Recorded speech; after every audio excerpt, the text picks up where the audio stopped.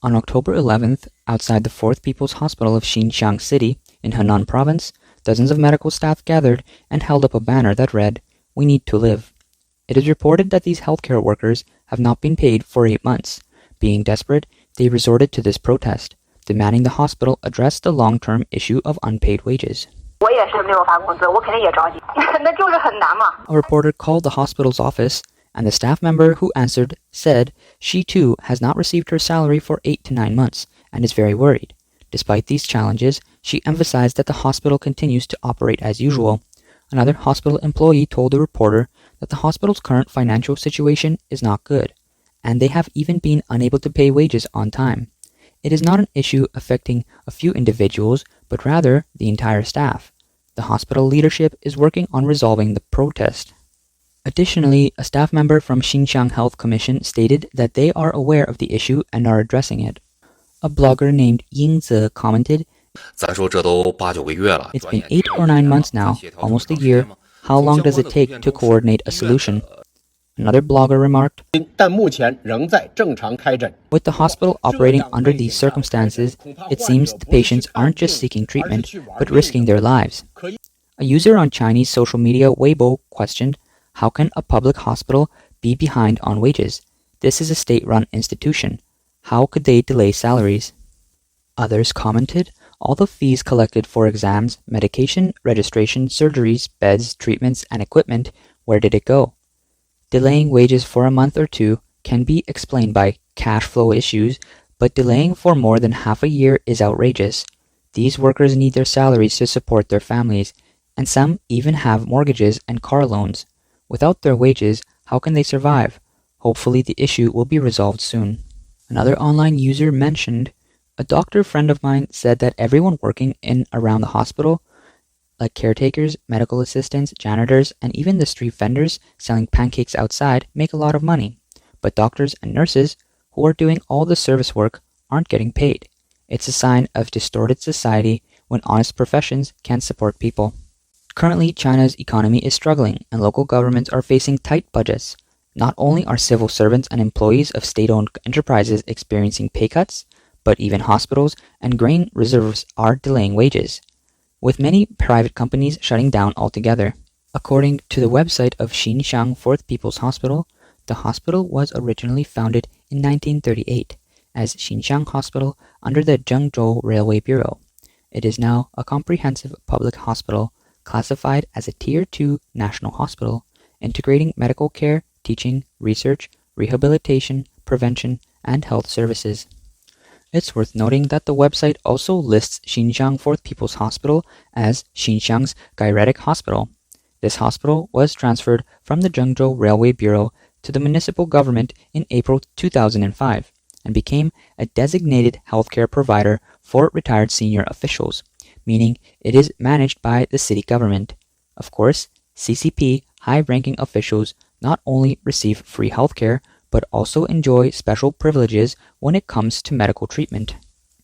A significant point is that starting in 2023, the CCP launched a major anti-corruption campaign in the healthcare sector, confiscating wealth from corrupt officials. Numerous officials, including hospital directors and party secretaries, have been investigated, both those currently in office and retirees. Official data shows that as of June 18th this year, more than 150 healthcare officials have been investigated. In China, when a leader of an institution is implicated, a financial audit follows, forcing hospitals to return previously earned funds. Essentially, this money ends up in the hands of powerful figures at the top. Interestingly, the leadership section on the Xinxiang 4th People's Hospital website only lists the deputy director, Shi Lei, and 2 assistant directors.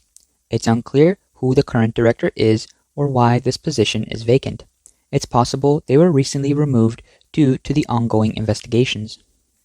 In fact, as early as 2006, former Vice Minister of Health Yin Da-kui revealed that back then, 80% of China's medical insurance funds were used for just 8.5 million civil servants, which was an extremely high proportion. A report from last year noted that the Central Health Bureau, responsible for the healthcare of fewer than 1,000 senior CCP officials, received a budget allocation of 16.4 billion yuan. This means the medical expenses for each individual amounted to 16.4 million yuan, a staggering figure. With such substantial funds and special privileges for high-ranking officials and retirees, Xinxiang Fourth People's Hospital should have had a profitable business if it could secure these contracts. So why is the hospital struggling to stay afloat?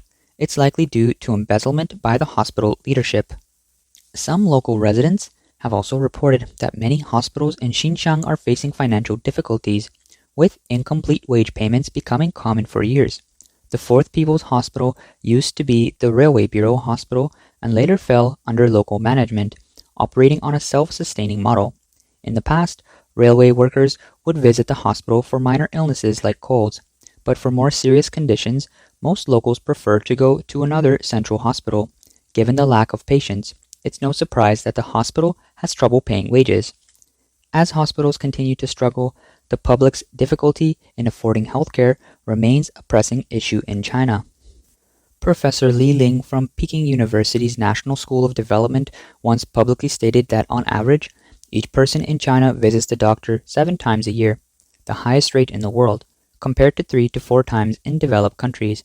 In 2023, outpatient visits in China reached 9.5 billion, an increase of more than a billion compared to 2022.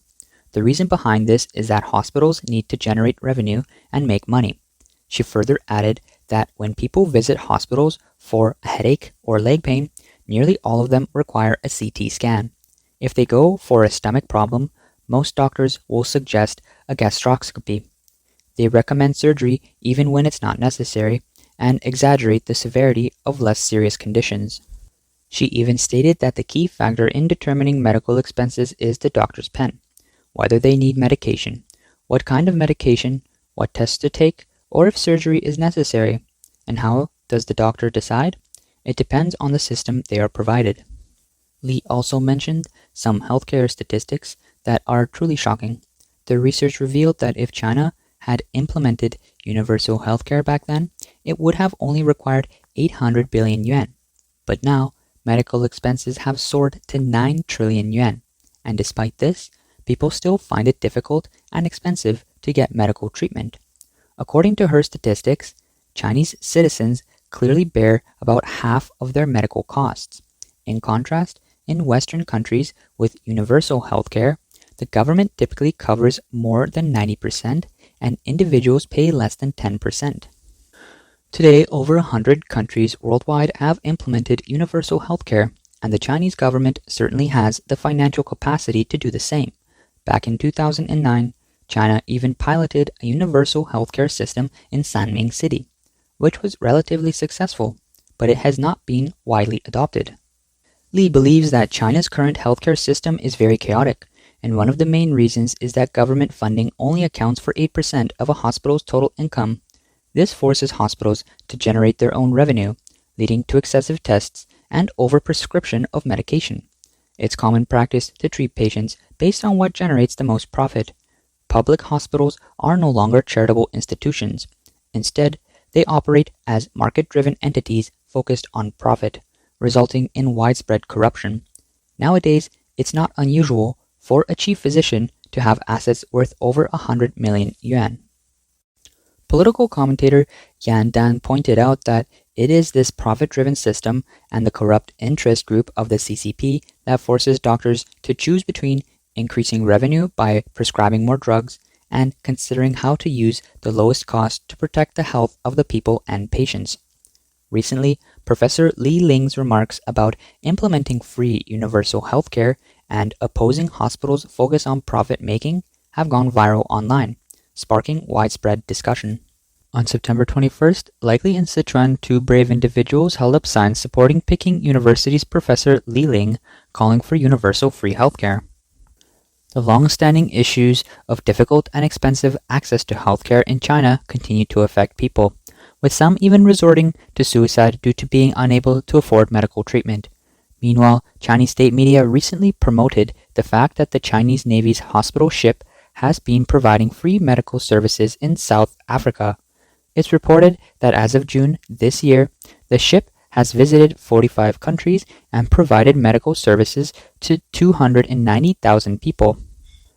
Despite the struggles faced by the public, the CCP leadership continues to lavish funds on Africa. Taiwanese expert Lai Rongwei commented that the policies set by the CCP's dictators are never truly aimed at improving social welfare in China, but are driven by political needs. He remarked that even when the social and economic situation is so bad, in the CCP's minds, these are unimportant matters. During the last 3 years of strict lockdown since 2020, the Chinese government's measures caused not only humanitarian crises, but also devastated the economy. Since the lockdowns were lifted last year, China's economy has continued to decline, with rising unemployment, skyrocketing local government debt, and a wave of bankruptcies, layoffs, and wage arrears. In the first 6 months of this year alone, 1.1 million restaurant businesses were re-registered or had their licenses revoked, nearly matching the total for last year. Even many government-run organizations are now facing financial shortfalls. To alleviate financial pressure, they are slashing wages, delaying payments, and canceling previous benefits for their staff. As the economy worsens, protests are increasing. According to data from Freedom House's China Dissident Monitor, there were 805 recorded dissident incidents in the second quarter of 2024, an 18% increase compared to the same period in 2023. Most of these incidents involved protests over labor issues and housing concerns. On social media, reports of wage disputes, delayed housing deliveries, and protests against layoffs are becoming increasingly common. The Hong Kong-based non-governmental organization China Labor Bulletin collected data from social media and found that between July 1st, 2023 and January 22nd, 2024, there were 1,199 wage protests by employees or migrant workers in mainland China, mostly in the construction and manufacturing industries. Here are just a few examples of recent wage arrears cases that have come to light.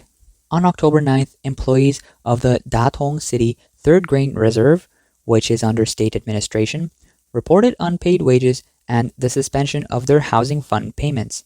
The incident involved over 100 employees. Officials confirmed the issue, citing the company's financial difficulties. The 2023 annual report of Datong City Third Grain Reserve Company showed that it employed 144 people, with an operating income of 36 million yuan, but reported a total loss of 6.8 million yuan. On September 29th, a large group of employees in Shenzhen gathered to protest for their unpaid wages. Local police dispatched a large number of officers to maintain order. On September 17th, in Nanning, Guangxi, many migrant workers protested over unpaid wages at the local residential complex. Police were also present at the scene. In September, documents from a state-owned metro company in Kunming, Yunnan, revealed that the company had not paid wages for 2 months, with a total of 200 million yuan in unpaid wages and pension contributions.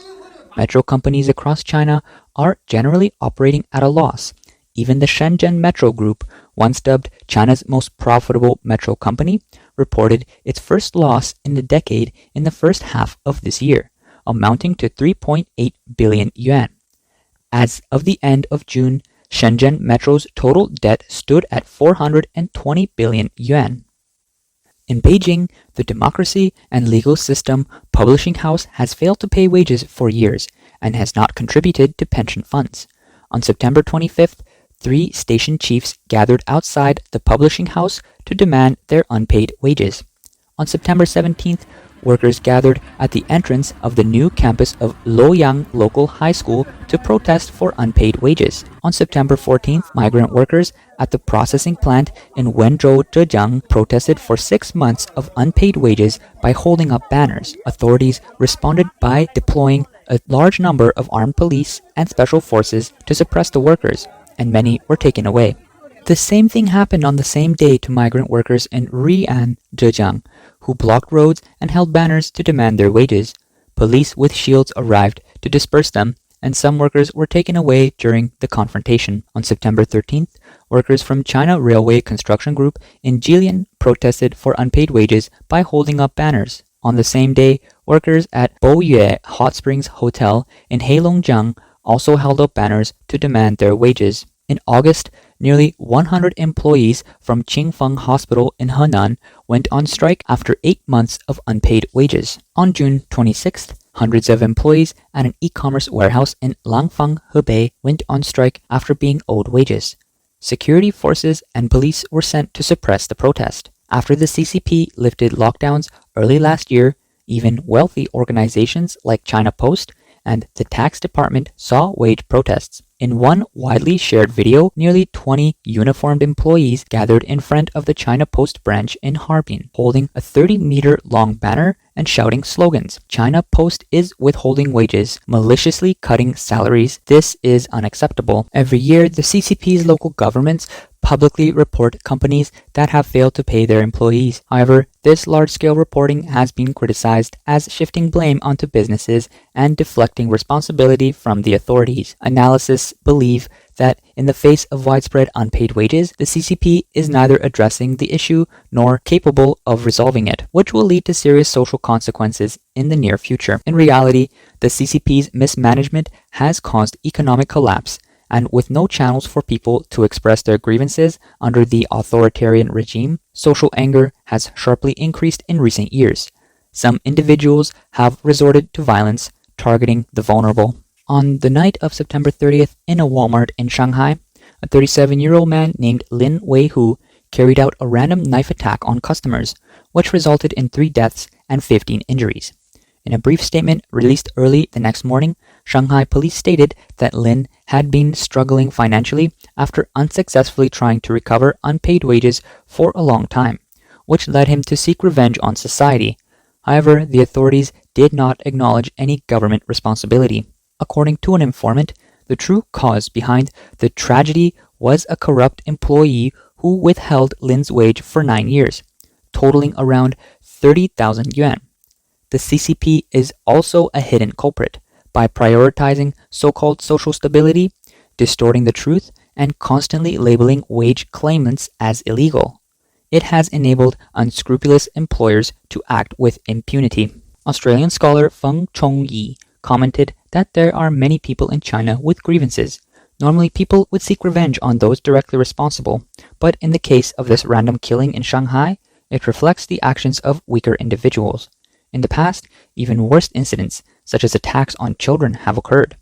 These antisocial behaviors are symptoms of a sick society. In a dysfunctional society like China's, where people have no way to release their hatred, they take it out on innocent people. Wu Ziqi, a consultant for a Taiwanese think tank, noted that China's social and economic situation is indeed facing significant challenges, and the people are in such dire straits that they have no choice but to stand up for their rights. The CCP has long suppressed and blocked protests, using other methods to pacify public and social backlash. But now, its available tools are dwindling, especially as fiscal issues become more severe. If China's social and economic troubles continue to escalate, it is possible that the Chinese Communist Party could face collapse due to widespread unrest.